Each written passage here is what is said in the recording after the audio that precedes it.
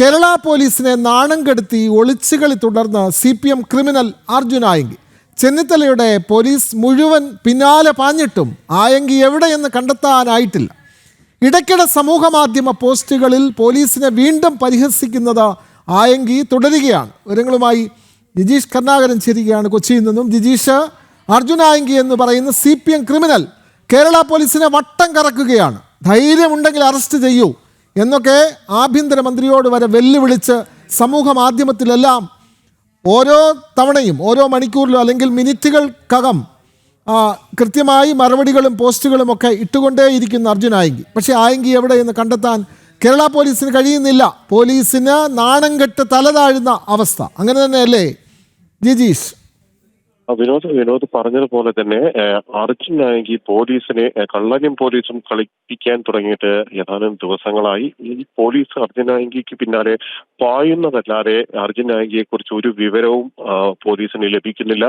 പലപ്പോഴും പല ഭാഗങ്ങളിൽ വെച്ച് അർജുൻ ആയങ്കി SHO അടക്കം കോതമംഗലം SHO, ഊന്നുകൽ SHO എന്നിവരെയെല്ലാം ഭീഷണിപ്പെടുത്തിക്കൊണ്ടുള്ള വീണ്ടും പോസ്റ്റ് ഇടുന്നു. ഇതിനുമെല്ലാം അപ്പുറം ഏറ്റവും പ്രധാനമെന്ന് പറയുന്നത് ആഭ്യന്തരമന്ത്രിയെയും മുഖ്യമന്ത്രിയെയും പോലും വെല്ലുവിളിച്ചുകൊണ്ടാണ് CPM ക്രിമിനൽ അർജുൻ ആയങ്കിയുടെ പ്രവർത്തനങ്ങൾ എന്നതാണ്. എന്നാൽ ഒരിക്കൽ പോലും ഈ ഘട്ടങ്ങളിൽ ഒന്നും തന്നെ വലവിരിക്കുന്നു, 12-അംഗ സംഘം അന്വേഷിക്കുന്നു ഡിവൈഎസ്പിയുടെ നേതൃത്വത്തിൽ എന്ന് പറയുമ്പോൾ പോലും അർജുൻ ആയങ്കി എവിടെ എന്നത് സംബന്ധിച്ച് ഒരു സൂചന പോലും പോലീസിനെ സംബന്ധിച്ചിടത്തോളം ലഭിക്കുന്നില്ല. തങ്ങളുടെ കരവലയത്തിലാണ് അർജുൻ ആയങ്കി എന്ന് അവകാശപ്പെടുന്ന ഘട്ടത്തിലും കൃത്യമായി തന്നെ അർജുൻ ആയങ്കി പോലീസിന്റെ കണ്ണു വെട്ടിച്ച് അടുത്ത സ്ഥലങ്ങളിലേക്ക് കടന്നു പോകുന്നു. അങ്ങനെയാണ് എറണാകുളം ജില്ലയിൽ 2 ദിവസത്തിലധികം തങ്ങിയതിനു ശേഷം ഇന്നലെയാണ് തൃശ്ശൂരിലേക്ക്, അതും ടോൾ പ്ലാസ വഴി തന്നെ കൃത്യമായി ഏതെങ്കിലും തരത്തിൽ മുഖം മറയ്ക്കാതെ തന്നെ കടന്നു പോകുന്ന അർജുൻ ആയങ്കിയുടെ ദൃശ്യങ്ങളായിരുന്നു പിന്നീട് പുറത്തു വന്നത്.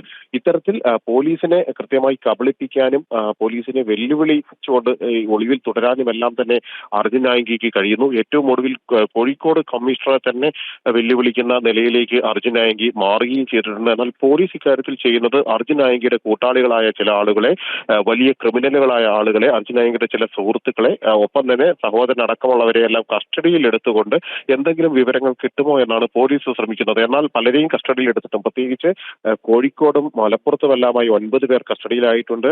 ഒപ്പം കണ്ണൂർ ജില്ലയിൽ 8 പേരെ കരുതൽ തടങ്കലിലേക്ക് പോലീസ് മാറ്റുകയും ചെയ്തു. എന്നാൽ ഇവരിൽ നിന്നൊന്നും തന്നെ കൃത്യമായ ഒരു വിവരം പോലും അർജുൻ ആയങ്കിയെ സംബന്ധിച്ച് പോലീസിന് ലഭിച്ചിട്ടില്ല. ഏറ്റവും ഒടുവിൽ മലപ്പുറത്ത് ഒരു ആയുർവേദ കേന്ദ്രത്തിൽ അർജുൻ ആയങ്കി എത്തിയതിന്റെ ദൃശ്യങ്ങൾ കൂടി പുറത്തു വന്നിരുന്നു. ഇങ്ങനെ ഓരോ സ്ഥലത്തും എത്തുമ്പോൾ അർജുൻ ആയങ്കിക്ക് അതാത് ഭാഗങ്ങളിലെ കൂട്ടാളികളുടെ പിന്തുണയുണ്ടായിരുന്നു. ഓരോ സ്ഥലത്തും അർജുൻ ആയങ്കിക്കൊപ്പം നടന്നു നീങ്ങാൻ നിരവധി ആളുകളുണ്ട്. എന്നാൽ ഇവരെ ഒന്നും ചോദ്യം ചെയ്യുമ്പോൾ തങ്ങൾക്കൊന്നും അറിയില്ല. സമൂഹ മാധ്യമത്തിലൂടെയുള്ള സൗഹൃദത്തിന്റെ അടിസ്ഥാനത്തിൽ മാത്രമാണ് തങ്ങൾ അർജുൻ ആയങ്കിക്ക് അടുത്ത് എത്തിയതെന്നെല്ലാമുള്ള മൊഴികൾ നൽകുകയാണ്. അതുകൊണ്ട് തന്നെയാണ് എങ്ങനെ ഈ സമൂഹ മാധ്യമം അടക്കം ഉപയോഗിച്ചുകൊണ്ട്, ഇന്റർനെറ്റ് അടക്കം ഉപയോഗിച്ചുകൊണ്ട് അർജുൻ ആയങ്കിക്ക് ഇത്രയും ദിവസം ഒളിവിൽ കഴിയാൻ കഴിയുന്നു എന്നത് തന്നെയാണ് ഏറ്റവും പ്രധാനം. കാരണം സാധാരണ നിലയിൽ പോലീസ് പറയുന്നത് ഏതെങ്കിലും തരത്തിലുള്ള ഡിവൈസുകൾ ഉപയോഗിച്ചാൽ അത്തരത്തിലുള്ള ആളുകളെ, അത് ഏത് പ്രതിയാണെങ്കിലും കൊലപാതകയാണെങ്കിലും ഗുണ്ടകളാണെങ്കിലും എല്ലാം തന്നെ അവരെ പിടിക്കാൻ യാതൊരു ബുദ്ധിമുട്ടും തങ്ങൾക്കില്ല എന്ന് പറയുന്ന പോലീസ് എന്തുകൊണ്ട് അർജുൻ ആയങ്കി ഈ സമൂഹ മാധ്യമങ്ങളെല്ലാം തന്നെ ഉപയോഗിക്കുന്നുണ്ട്, ഇന്റർനെറ്റ് ഉപയോഗിക്കുന്നുണ്ട്, പലയിടത്തും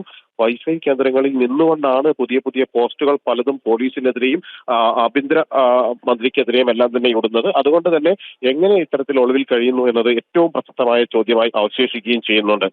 വിനോദ്.